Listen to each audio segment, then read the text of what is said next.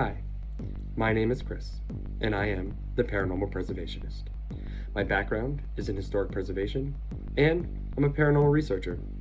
In these episodes, you will hear stories of historic research and the paranormal, and be faced with questions like the one I hope to answer in today's episode.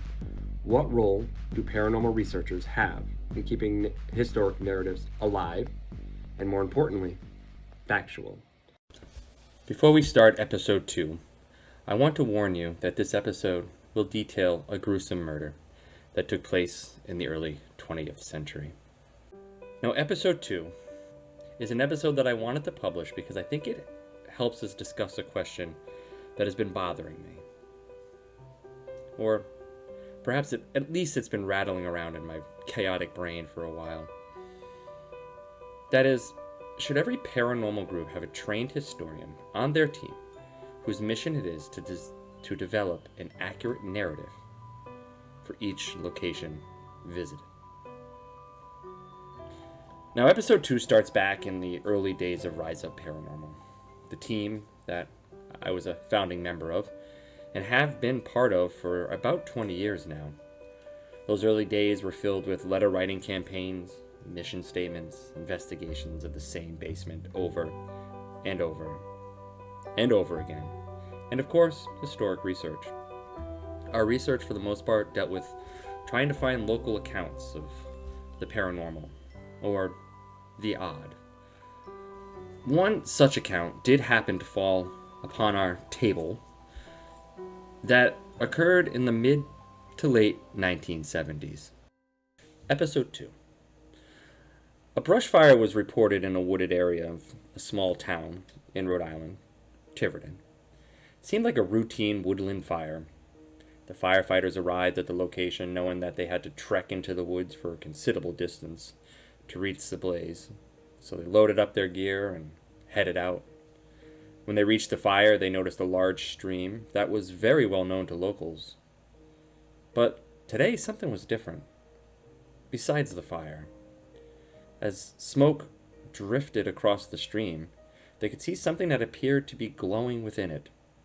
The glow seemed to ride with the current and drifted ever closer to them. Upon reaching them, they could make a distinct shape to it. And to their horror, as they watched a floating, disembodied head of a young woman winding its way downstream.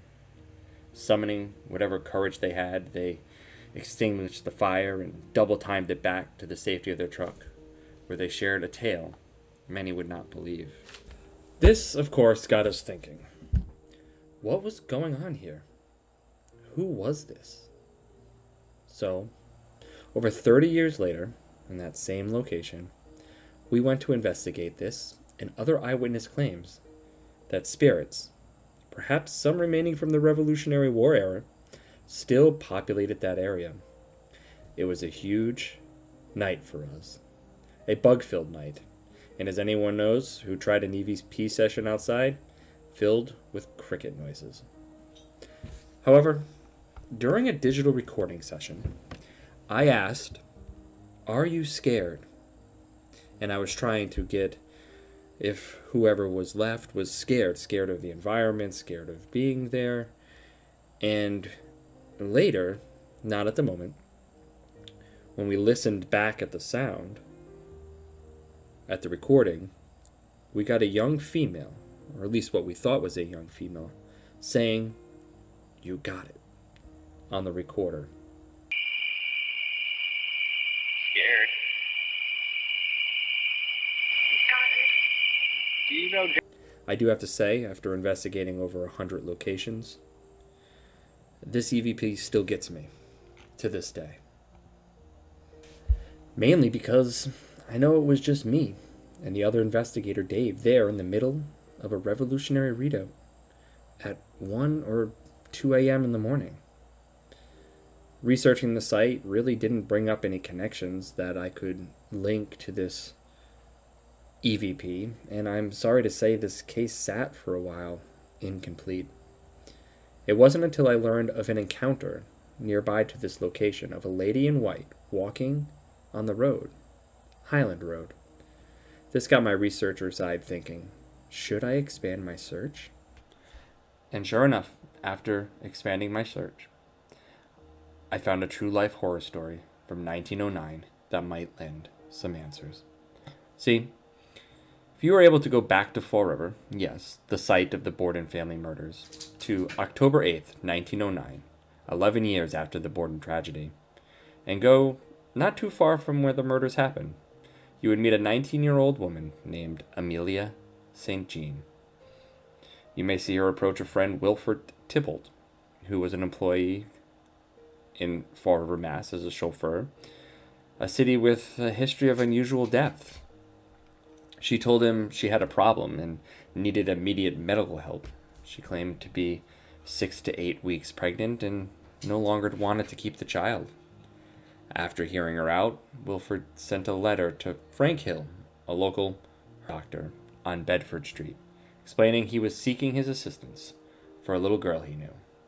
She would never be seen alive after this. Fast forwarding a few days later, October 12, 1909, a day as normal as a day could be in Tiverton, Rhode Island, the town right next door. That was until the discovery of something gruesome would forever alter the lives of so many people. Found among some bushes in an outlying section of town was a dress and a suitcase containing a pair of severed legs.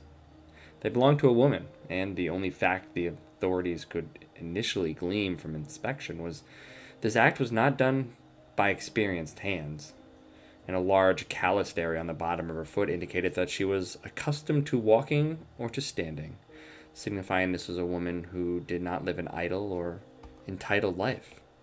Could this be Amelia? Police now were tasked with the inevitable and gruesome job of finding the remaining of her body.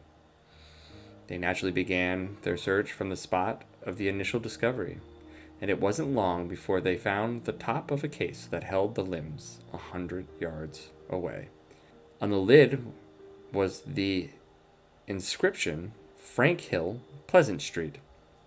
The first break in the case, though not much of a break. They didn't really have to do any police work, seeing the name was on the lid. And it was a clear indication they weren't likely dealing with a criminal mastermind. Later, when asked if he knew his name was on the lid, Frank would reply, "I did not. Didn't look it over carefully because I was in too much of a hurry to get rid of the body." He was also in a hurry to get home by 9 o'clock, as he had to get to Hutter's Market to run some errands for his wife. Frank would not, as he quoted, want to forget the butter and some meat for the dogs. Despite identifying the guilty party, there was still a matter of finding the rest of the remains. The next gruesome discovery was made by Mr. James B. Monroe, who was among the members of the organized search party. Monroe's dog led him to a spot 500 yards up the road from the discovery of the case, where he discovered the torso. This was an important find, and not only might it assist in identifying the body of the deceased, but perhaps the original cause of death could be established. Days later, a mile away from the torso on the same road, the remaining parts of her lower body were discovered.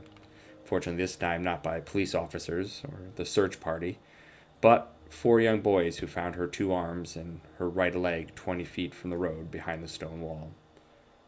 The quest to find out the identity of this woman, who met such a tragic end, lacked some sense of urgency. Missing girls' cases were fairly common and plentiful then, with families of those missing holding out hope that this wasn't their child. Many names of the missing were eliminated from consideration, but 3 drew particular interest. Among them, Amelia St. Jean.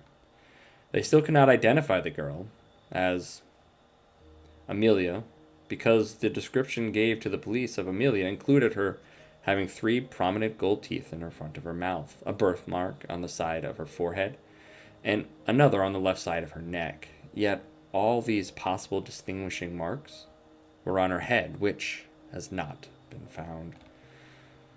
While that was going on, police were questioning both Wilford Tybalt, age 28, who was known to keep company with Miss St. Jean, and Frank Hill, age 44, who was a doctor, and ultimately admitted to having consulted with Amelia regarding an operation.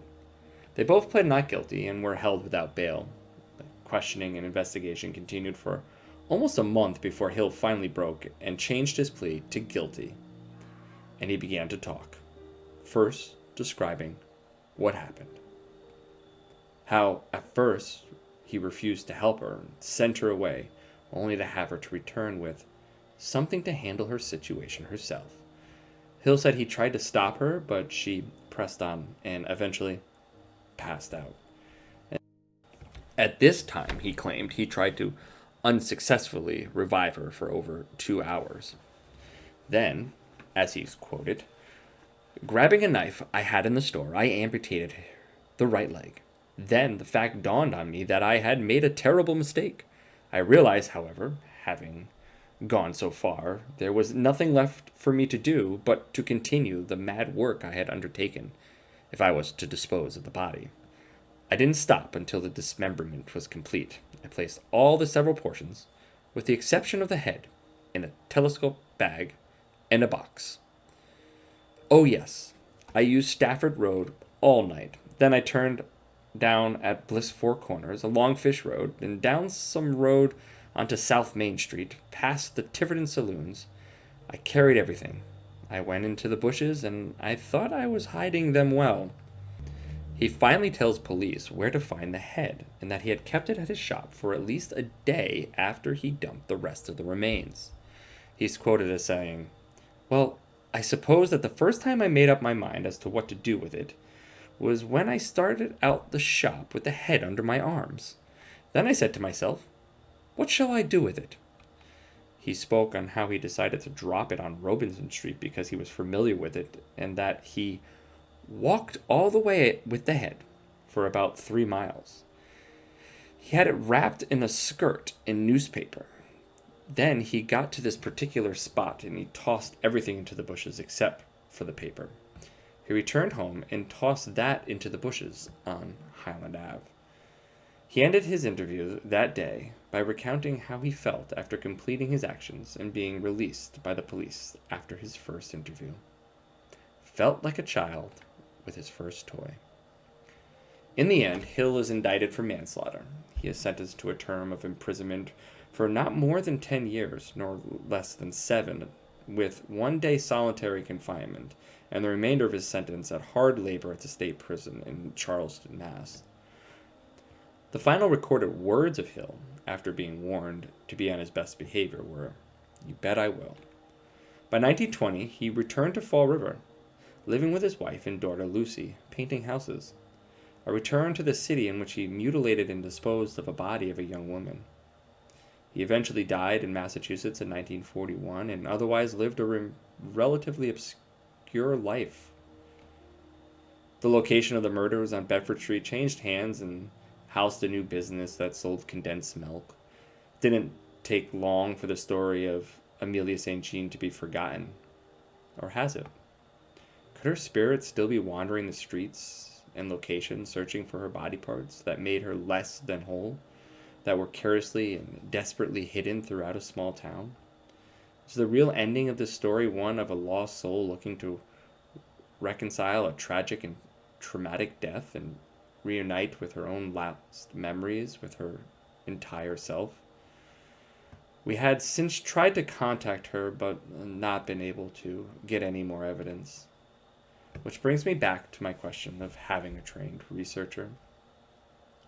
I say trained only to suggest the need for knowledge around his research methods and classes maybe around historic research. This doesn't mean a degree, just experience. And why I think that, especially around this case, is because it could have been left wide open for a while. It could have easily led to the creation of a theatrical narrative around a lost girl wandering the woods mixed with some context of a Revolutionary War.